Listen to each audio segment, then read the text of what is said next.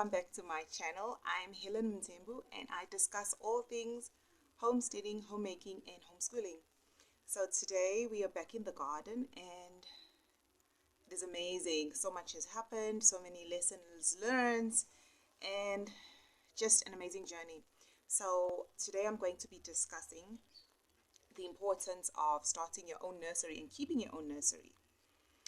So firstly, for those who are new to gardening, what is a nursery? A nursery is really just your own selection or collection of starter plants that you will grow yourself from seed, and you will nurture them and get them to at least that 5 to 10 centimeters, and based on the plant and the time of the year and the weather on the day, you will then transplant them outside into your garden. So instead of buying in plants from the garden centers and the builder's warehouse, you will start your own plants and have your own variety. So we're going to discuss the importance of having that nursery. So the first thing is seeds are cheaper. So I've got some seeds to show you. Here are some of my seeds. And I've got my own seed bank that I continuously top up. I have some people that I buy from. I also will buy from the local grocery stores depending on what I see, what's cheap, what's available. And I also just look for bargains, but there is a specific store online that's on Bob Shop that I will buy my seeds from. And I love the store. The name is Lavender Haven. If you're in South Africa and you would like to find the store, you go to the website Bob Shop, and the store is called Lavender Haven, and you can select seeds from there, and their seeds are really affordable. She's got such a variety of seeds, and the seeds start from about 6 rand for this packet, 6 rand to about 10 rand, and a lot of seeds inside. She also has a lot of heirloom seeds if you're really going on the path of growing heirloom produce. So seeds are cheaper, more in a packet. So in a packet, this packet, I think it had about maybe 100 to 200 seeds. Yeah. And so that means that's 200 cabbages that will come out of that packet. Of course, some die, some don't make it, but you at least have a large amount compared to buying the tray from the nursery, and the tray has 6 plants in it, and that's all that you get.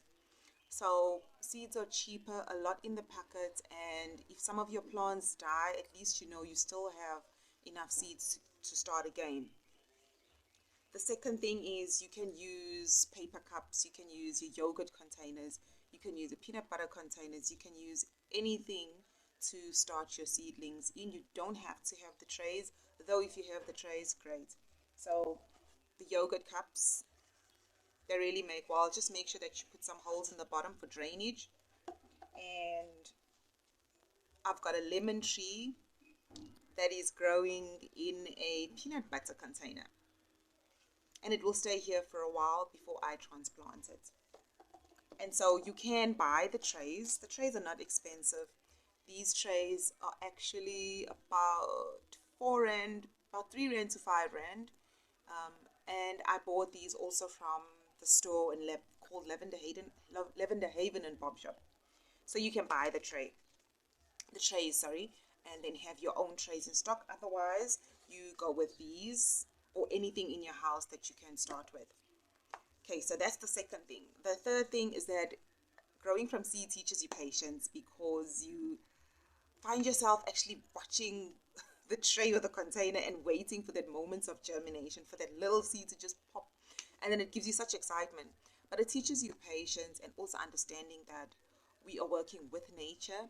We are not above or beyond nature, and we're working with nature, and so we learn the patience in waiting for that seed to pop. I've had seeds that took 3 to 4 weeks. Some of them didn't even germinate, and I tossed the soil out into the garden, and then voila, suddenly in the garden I see this little lemon tree coming up, and I thought, wow, but I had that for so long in the tray, and yet when I put it in the garden it grew. So it really does teach you patience.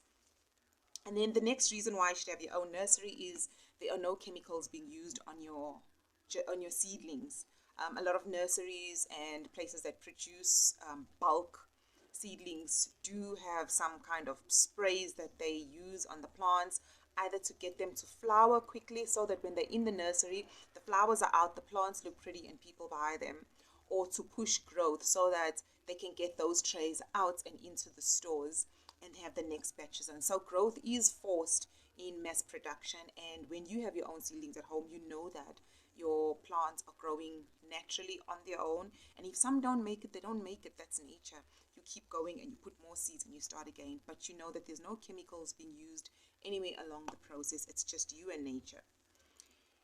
And the fifth point is that you can start your seedlings as often as you need to. So you follow your seasons, and based on the produce that you're growing in your house, you look at the seasons, and then you can start your seedlings knowing that, let's say, for winter, you want to have a lot of kale versus cabbage. So you'll be starting your kale seedlings around the end of summer, or at least at latest mid-autumn, so that they're already established before they go into the garden for winter, which kale loves winter, which is the colder period. Though if you're growing a variety of kale, for example, that is the seed packet will say it's year round, you can grow it year round, then you still want to make sure that you continuously having, as you are using up some of the plants and you need to remove some, you have the seedlings to replace. So you can start your seedlings as often as possible and as many as you need based on your garden and the needs that you have in your kitchen. And then the sixth and the last point for your nursery is you can replace your plants and keep your soil covered. So soil is like, it's like the underlay of our skin. It doesn't want to be exposed because firstly, weeds will come, bugs will come, all kinds of things. So it's good to keep your soil covered and nutritious and healthy. And so when you remove plants or when you're cleaning out your garden, you then have these gaps and spaces. So when you have your own seedlings, you can then replace, you can use up that space and keep the soil covered. Otherwise, if you're not using the soil in that period, you then put on a mulch, so that's a covering of leaves or dried grass or newspaper or something, so that the soil is not exposed to the elements. But having your own seedlings means you continuously replacing and keeping your garden puffed up and filled up, and produce is going. So it's what we call succession planting. We have the seedlings, we move them into the garden as we move other produce out, and we replant our garden. And so those are my top tips for why you should have your own nursery. Just to go back, the first one is that seeds are cheaper. The second one is that you can go the DIY route, use paper cups, use yogurt containers, use any kind of containers, or the trays if you'd like to buy in the trays. The third one is that patience, the garden teaches you patience while waiting for germination. And the fourth point is that no chemicals will be used on your starter plants, therefore ensuring your organic and wholesome produce. The fifth point is that you can start your seedlings as often as you need based on the season, weather, and your requirements. And then the last point is that you can keep replacing the plants in the garden and therefore keeping your soil covered and healthy. And so those are my top tips for why you should have your own nursery. And having your own seedlings and your own starter plants is so amazing. Just knowing that you're working with nature, you're working with God in producing the food that you need. It's a great feeling, it's amazing, and it's something that I will encourage every gardener to go for.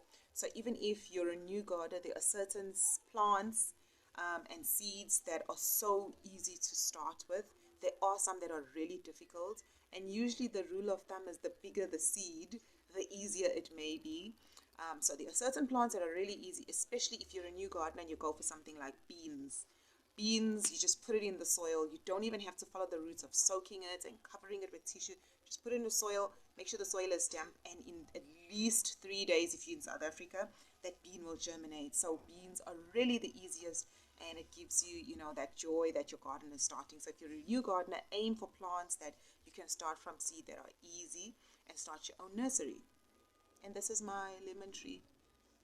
So until the next video, goodbye and take care.